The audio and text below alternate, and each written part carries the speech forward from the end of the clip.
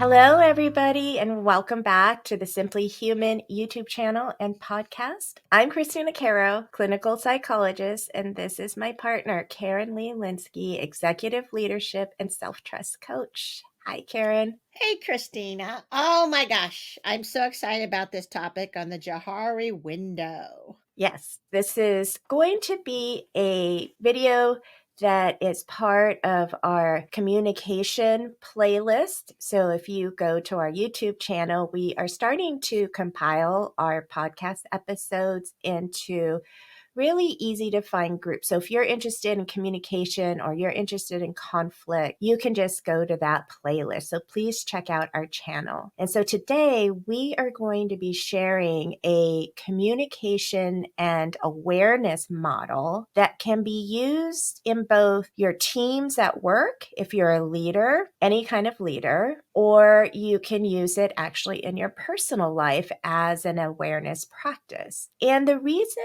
we're sharing a model and what a model is all about is that a model is a tool to take a complex subject and to make it really easy to conceptualize and to then translate it into actual behavior. So the model that Karen mentioned, it's called the JOHARI Window, and it is a way to conceptualize the goal of being more open and vulnerable through the willingness to receive feedback and or to voluntarily disclose information about yourself. I think it's really great too. I really love the simplicity of this model. But before we start, please help us out and let us get this out to more and more people because, like we said, communication is one big area that we all need to gain better skills in. So please hit that like button, subscribe to the channel, share, and hit that notification button so that you'll know when we have new episodes posted. And for you on podcast, we ask you to hit the text us link in the show notes with your comments and questions. So Christina, I have a fact for you. What if I told you that 37% of workforce conflicts stem from poor self-awareness? Believe it or not. Well, I believe it. I'm surprised it's so low, but I believe it for sure.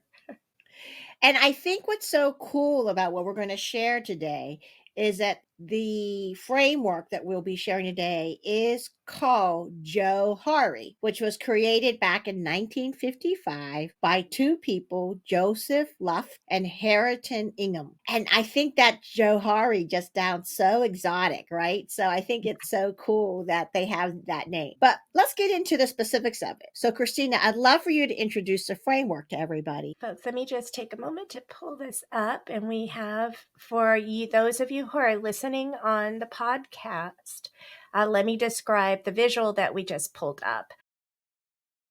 Just picture a square that's divided into quarters.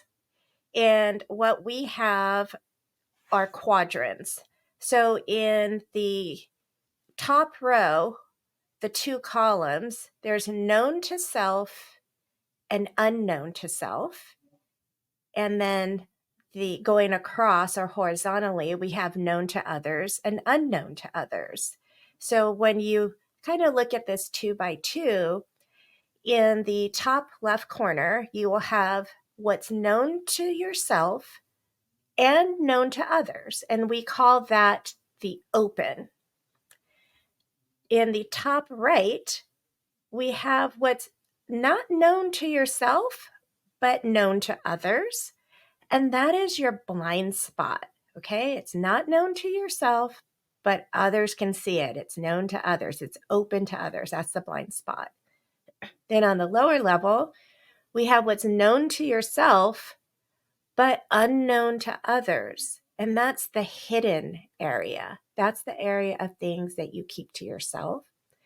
And then to the bottom right, you have what's unknown to yourself and unknown to others. And that's just called the unknown. So it's in psychology, we call that the unconscious or the subconscious. So this is the basic model.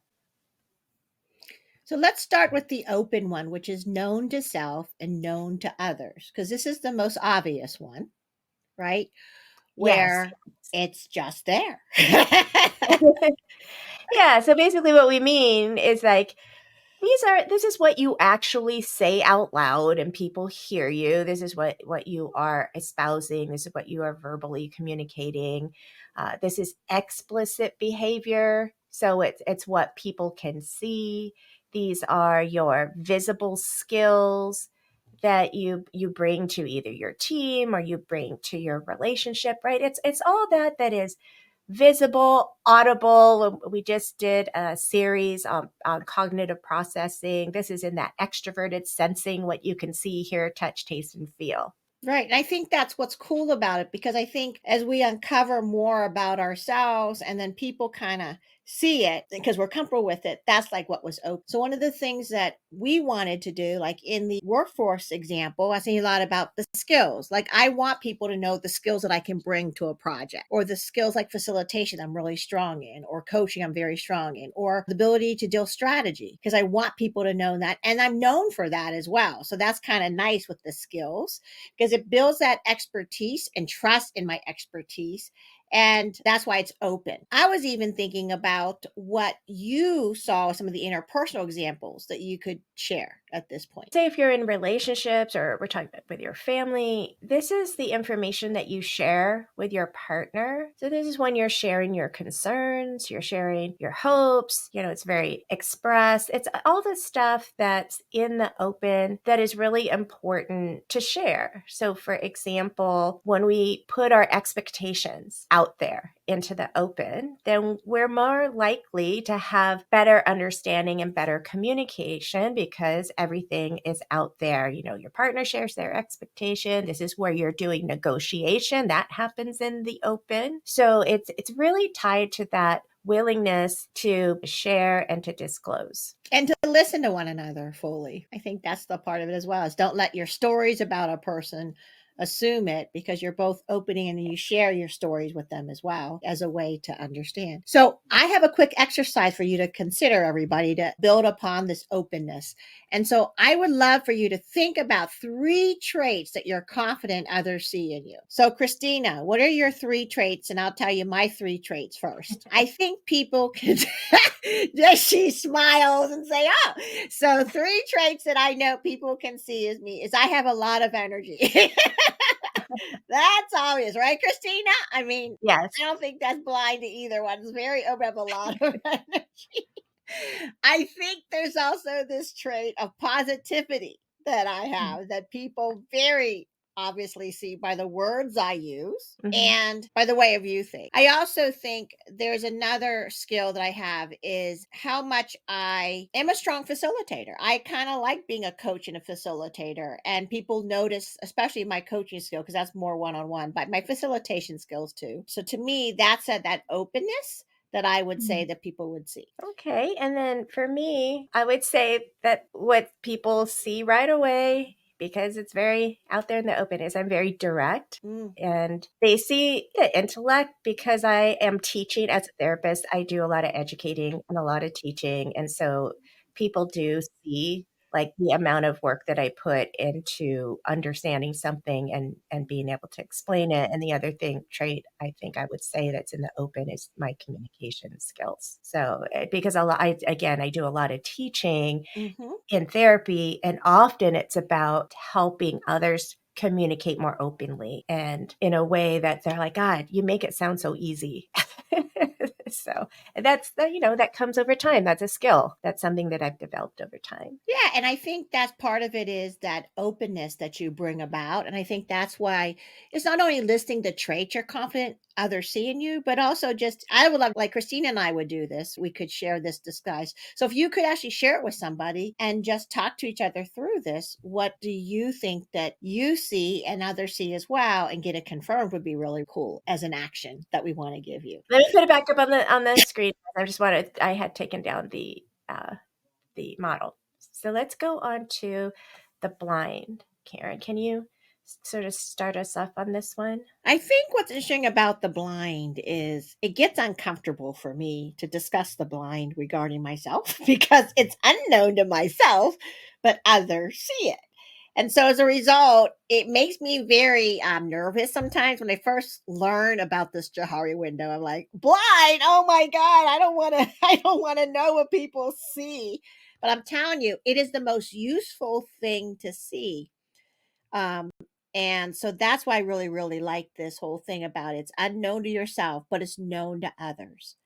And that's what the blind is about. Right. And then, as we introduce this model, this is partly a communication model and it's an awareness model. Yes. So understanding and just accepting we all have blind spots. I always tell my clients, you cannot see the middle of your own back. No one can see the middle of your own back. Oh So my gosh, I love yeah, that. I love that. yeah. I think in the Taoist tradition, there's a similar phrase as you can't see your own eye. You need someone else to say, hey, you've got a kick me sign on your back.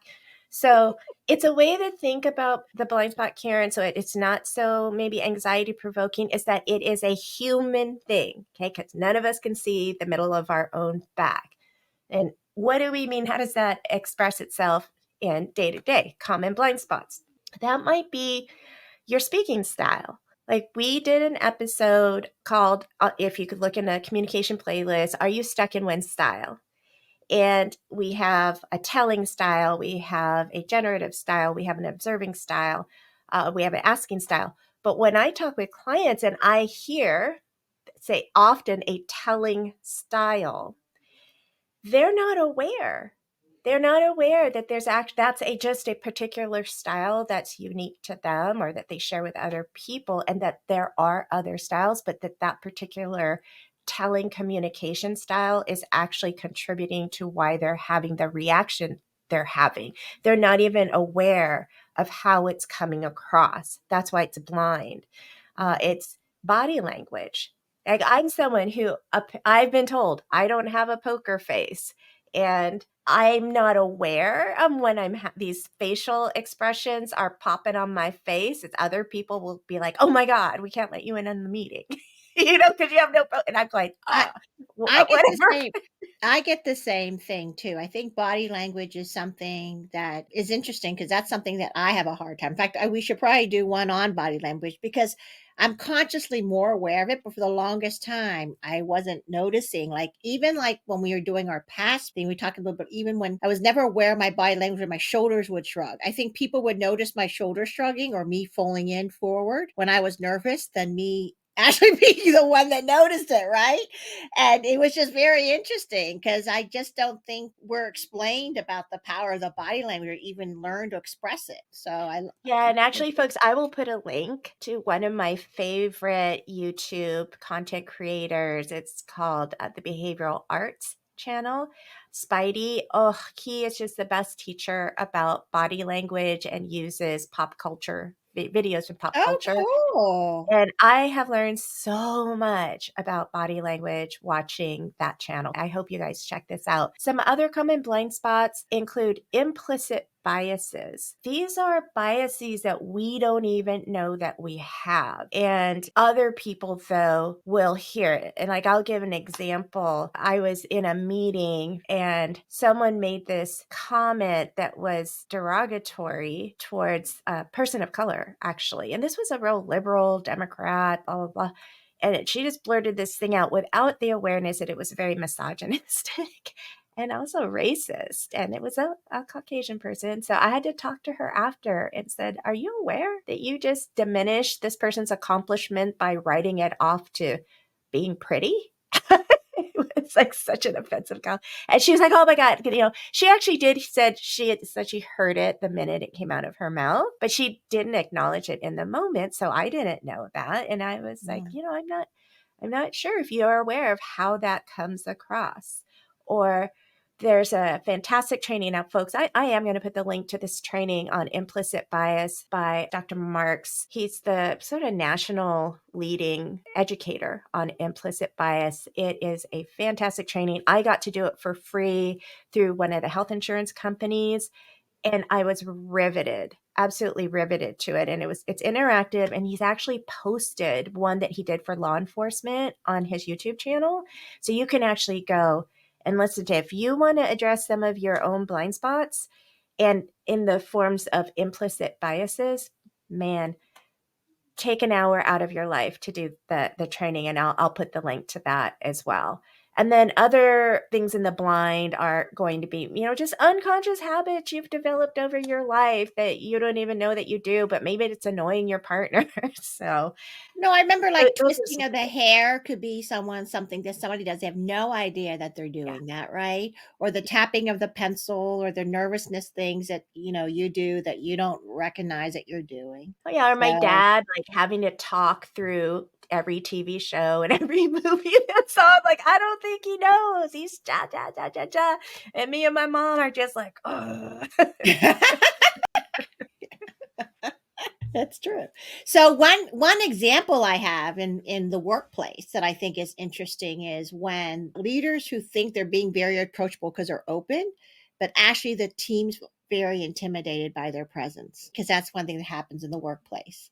And also recruiting, when we do recruiting, or there tends to be this unconscious bias sometimes of people who are like us, right, that we want to hire because we think it's better for the job.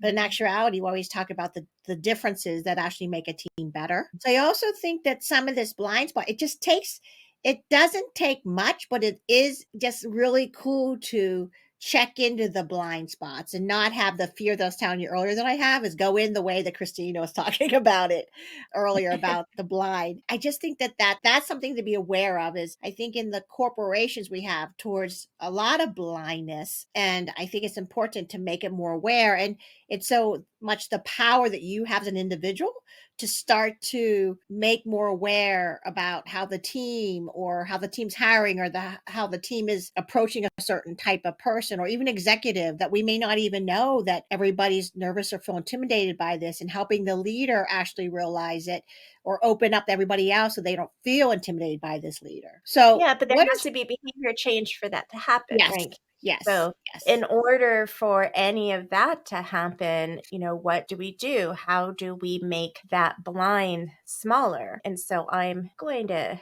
do a little quick change here. So this is our goal. Our goal is to make the blind smaller. And how do we do that? The main way for that blind spot to get smaller is to be open to feedback and to actively solicit feedback. You have to be willing to listen receptively, okay? Because you're trying to ask someone to be a mirror for you on that spot behind your back. And then when they give you that feedback, there has to be this willingness to acknowledge, like, oh, I do have a kick me sign on my back.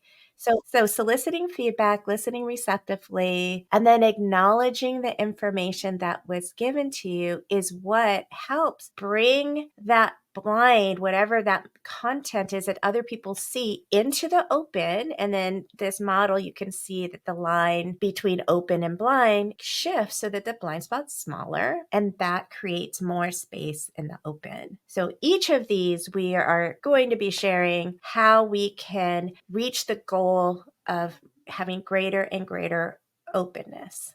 Okay, so Karen, do you have an exercise for us that people can do that can sort of help them get into the mode of this practice? I think it's really finding the person that you trust and starting out with the person that you trust and asking them the specific question that asks them, can you tell me, is there something that I'm displaying, whether it Mm. be through my speaking style, my body language? Do you see any like implicit biases or impact I'm having you or others, just like we described as the common blind spots that Christina had brought up earlier? And say, do you notice? Because I really want to understand how I'm showing up. Because again, you need to explain that, asking this question, because I want to learn more about how I can be more conscious and show up. And so that's why I want to see that. And maybe you and I can discuss about a way that, I could show up differently. Christine and I have done this before where I say, tell me about what you're noticing about me, right?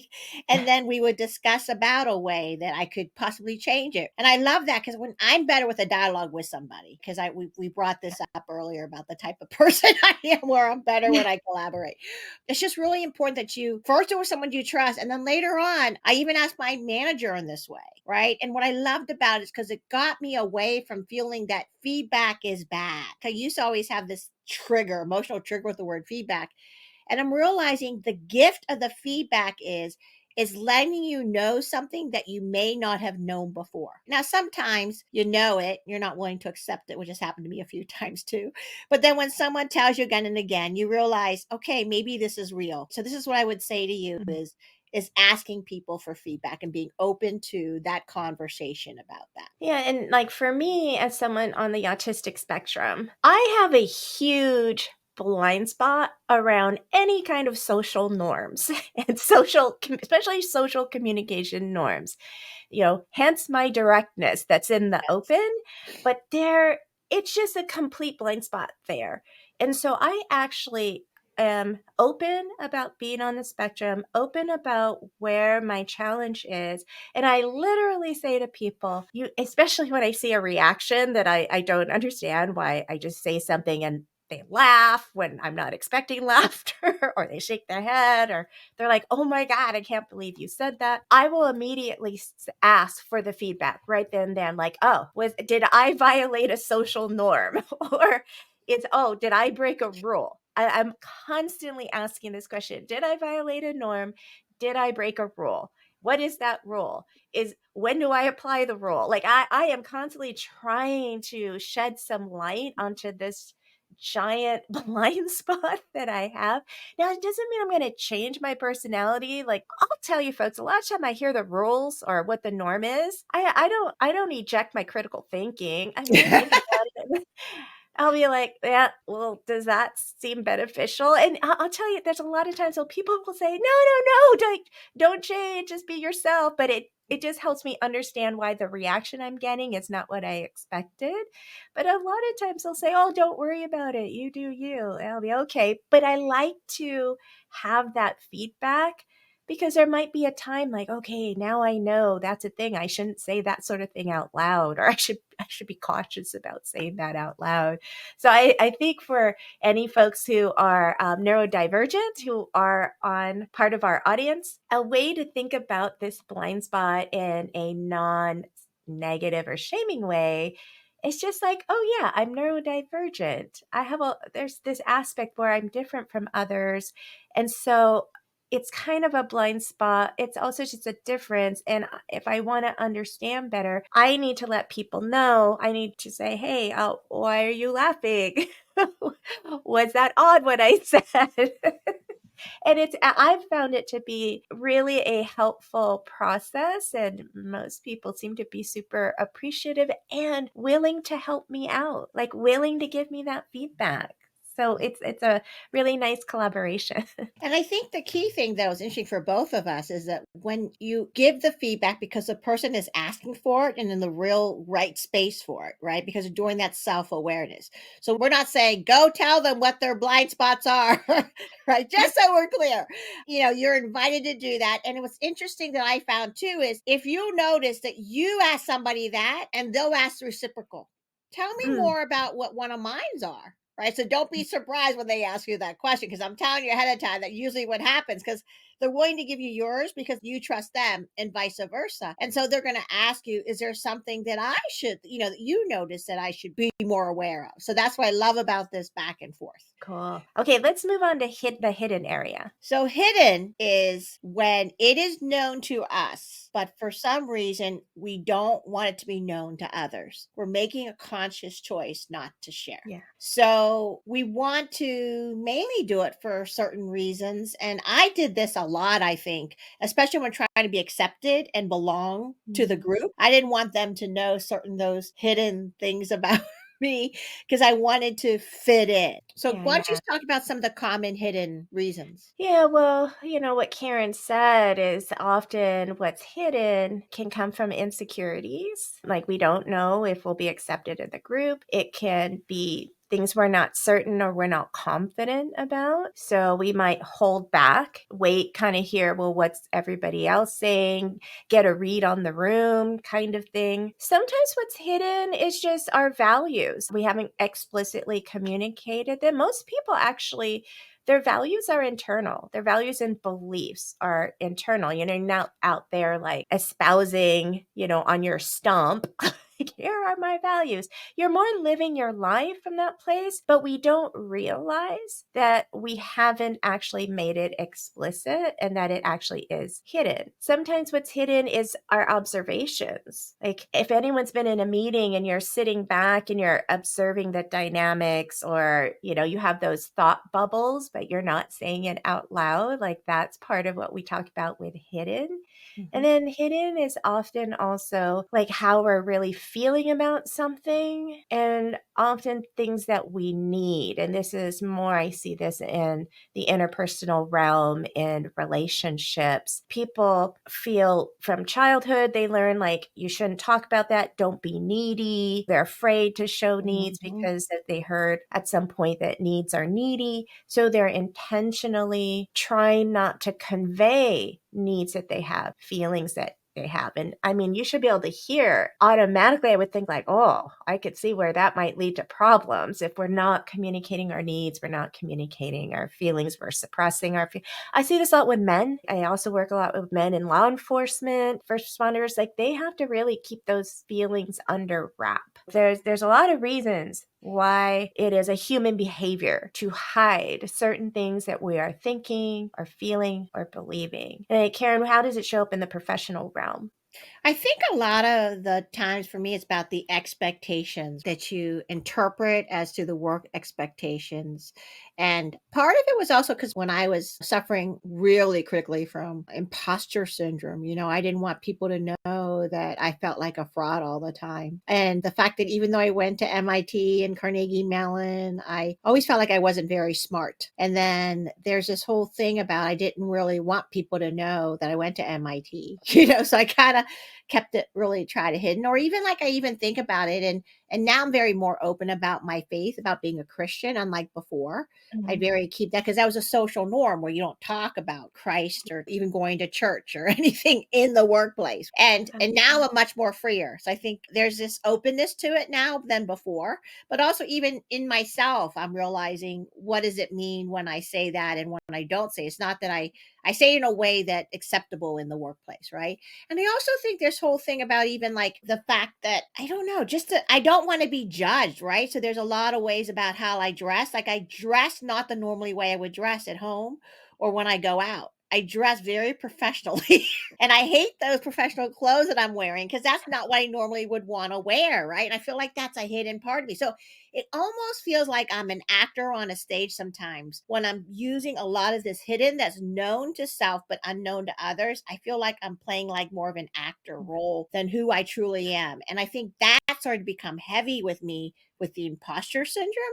And that's when I totally changed my whole life in realizing that I had to get rid of that imposter syndrome, which we talk about in our first 4 episodes. That's what we started out. Yeah, just to go a little bit further on the impacts that it can have. One, almost what Karen is describing is masking. And in the neurodivergent community, there's a lot about masking where you're hiding aspects of yourself because Mhm. it's different, it's divergent, and the consequences can be anxiety, it can be depression, feeling alienated, loneliness. Yep. In relationships, there could be resentments, not feeling seen. If you feel like you have to hide your needs, then often what happens is an expectation that the partner should just know. They should just know what you need. You're afraid to bring them to open, been told you shouldn't. So your partner should pick up all these clues and figure it out. And then there's resentment. And there could be a lot of shame around if what's hidden gets exposed. That's where this fear of shame and fear of vulnerability, there's a huge cost to the hidden, is I think what the key point is. Now, I do want to say there's an aspect of hidden that is just about privacy. Okay. There is some discernment, it's also not Totally agree. appropriate to bleh, everything out there. Like every feeling that I have, I just dump it on everyone around me because, oh, I'm going to be all in the open. It's all out. Like there's nothing that's private. There is discernment. We're using this model and we're trying to focus more on being aware of the things that we hide that's not helping, that's contributing to conflict. But you have to use some judgment on whether or not, like, is it more appropriate that this is private, or it's not appropriate to dump all my feelings on everyone around me. I think Brene Brown calls that floodlighting, where you just dump everything. So, we want you to be thinking, make intentional choices about what you take from the hidden into the open, because there is behavior change. If you want to make that, so let me just pull this up. If you want to make the open bigger and make that hidden smaller, so bring that line down, then the behavior change is about sharing, and then through that building trust, but also thinking about where to maintain boundaries. And so, Karen, I think you have an exercise people can do. Yeah, one of the things that we were talking about that we love you to do, because Christine and I, of course, have tested these exercises over and over again in our lives, was think about that one hidden fear or insecurity that you want to share with your partner or somebody close to you, or even, identify one hidden strength that you want to share with, say, a colleague of yours, right? That you're willing to share.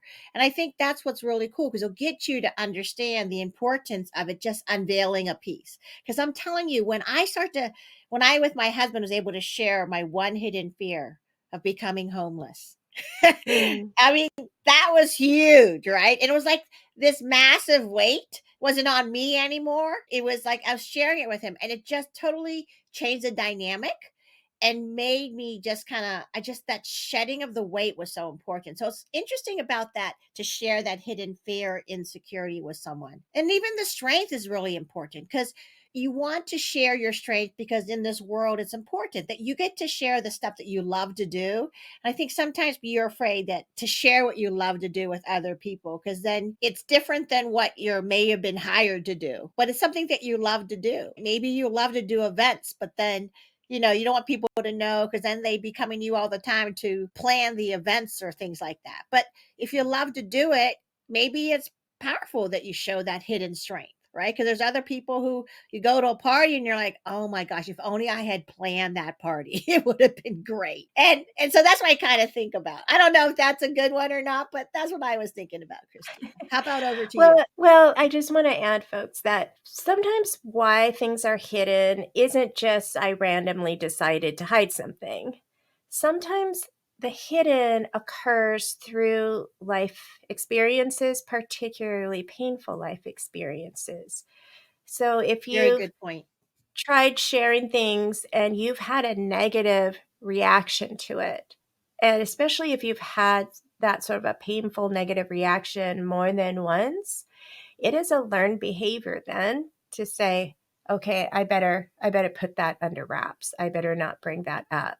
That is either going to upset other people, or it creates a reaction that hurts myself. So like Karen, I just shared with Karen last week that I had a painful experience on something that's been more of a lifelong experience of trying to share things, like particularly my family, and there's just a non-reaction and a non-acknowledgement, like over my entire life, that it's a feeling of being invisible. And so my protective behavior is that I now keep most of this stuff to myself, because it's just no point in trying to share, because that experience is really painful to try to share something and then the person, and by the way, a lot of people do this. So this is about a listening skill. Somebody shares something, and instead of responding and asking an inquiry, person tries to either relate, but they take the conversation sideways. Oh yeah, I know what that's all about. Did I tell you about the time I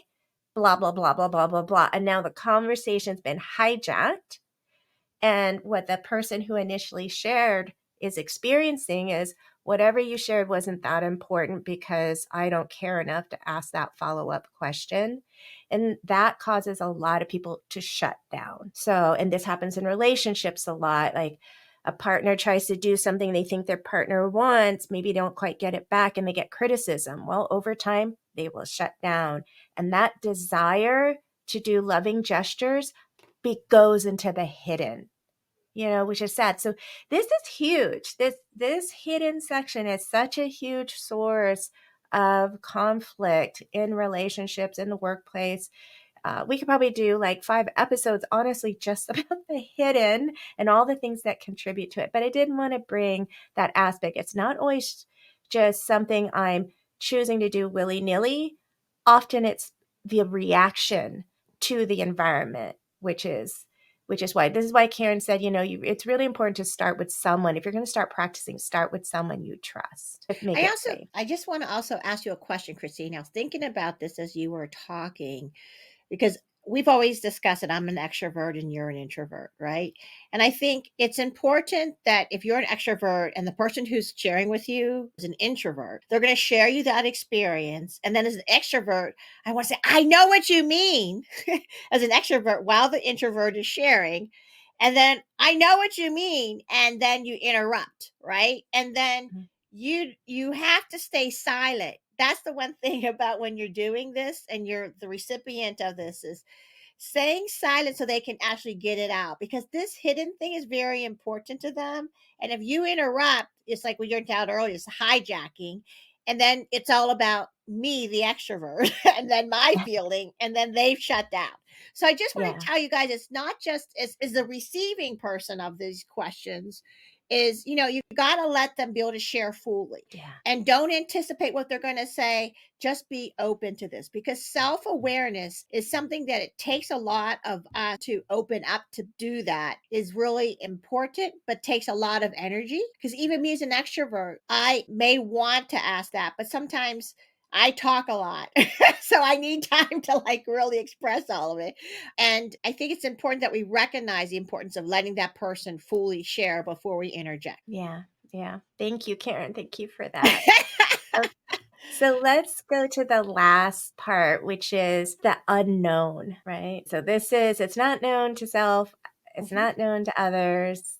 Karen, what do you have to share with us about the unknown? I think it's very interesting because it's almost like that unexplored territory, right? And what I love about this part is typically this is like disclosed, I guess. I don't know if that's the right word, Christina, but it's like when a crisis comes, it seems like sometimes reveals those hidden capabilities. And that's what I love about, like, think about it when not too long ago, remote work came about. And I learned a lot about who I am with remote work that I didn't know about before, what I liked and what I didn't like. And I think it's important because it also revealed possibly some leadership qualities that they didn't know that they had, because they could bring about some like leadership qualities that when they're in the office they're different, but when they're remote work they're able to show up differently. It's just very interesting about that. So what are your thoughts about the interpersonal examples regarding the unknown? Well, the unknown is a challenge. It's not known to self, not known to others. The main way this comes out in interpersonal dynamics is in psychology. We call it projection, or from the type of depth psychology or Jungian psychology. Jung called the unknown the shadow. And the shadows, Sigmund Freud felt that the shadow was all the shame stuff, all the stuff we didn't like ourselves and we repressed it. But Carl Jung believed that the unknown was as much a place where hidden gifts and parts of the self that just haven't developed yet, as well as parts of ourselves that are not considered acceptable in society. Like it's everything, and that the process of becoming whole, it's to bring the unconscious to consciousness. And the main way that we see this is projection. And most of you have probably heard this, that what you don't like about someone else is often something you don't like about yourself. And if you stop, anytime you see, you're super annoyed with someone, if you really stopped and you were curious, so for the unknown to become known, it really is either you have to be curious about yourself. Why am I annoyed with that person? Is there a part of me that I'm not comfortable with, if I were honest with myself, that I'm seeing or hearing in the other person? That's kind of the main way. Dream work is another way that we can get access to the unknown, working with a therapist like me who knows how to do dream work. It shows up in our stories. They're called archetypes. If anyone like saw the Hunger Games or the Maze Runner, those are just a few of a whole bunch of these young adult post-apocalyptic dystopian societies. That's the genre. But you have to say, whoa, why are young people having such a dystopic view, such a view of trauma, that the future is about trauma, right? Something's going on in the unknown, something's going on in the unconscious, but it is showing up unconsciously through this growing genre of literature. So the unknown is just a really interesting, mystical, psychological space that isn't easy to tap into. But if you cultivate curiosity, and especially curiosity with yourself, work with a therapist, that's where you can start to try to bring that content into the open. It's hard. It's hard though. Yeah. Well, I also think it's sometimes because when I think a little bit about when I had the chronic illness, when I was suffering from fibromyalgia, that was like the crisis that I had where, oh my gosh, when I woke up, there was so much that was hidden. I really had it hidden in so many different ways. And thinking about it, we talked a little bit about authenticity and being able to hold it. You have to hold some boundaries regarding it because you can't just share everything.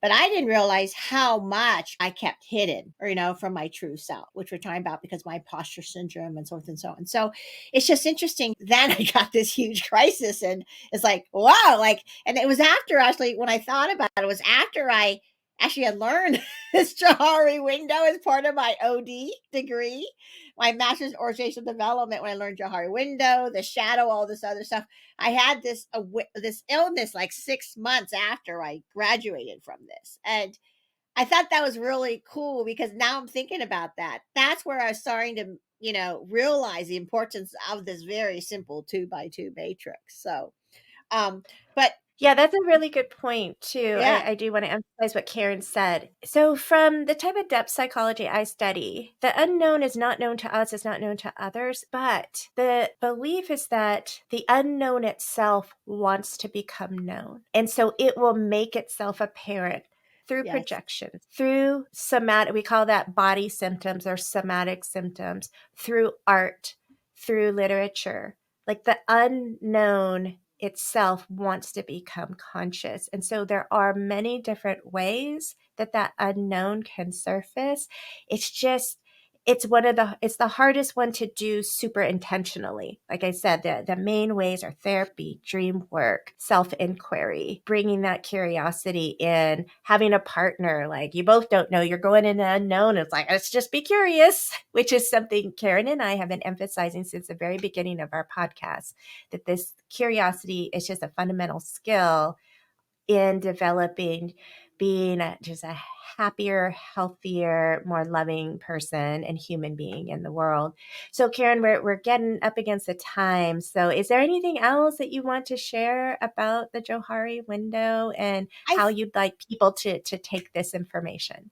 Yeah, I think one thing I just want to put a caveat there, or sometimes there's this misuse of this, because when someone is sharing, especially in a team environment in the workplace, they're sharing their hidden talents, or you're learning more about some of their blind spots and they're asking you to do this. I want to make sure that we're not using what we heard against them and like gossiping about them. Oh, did you know? Da, da, da, da, right?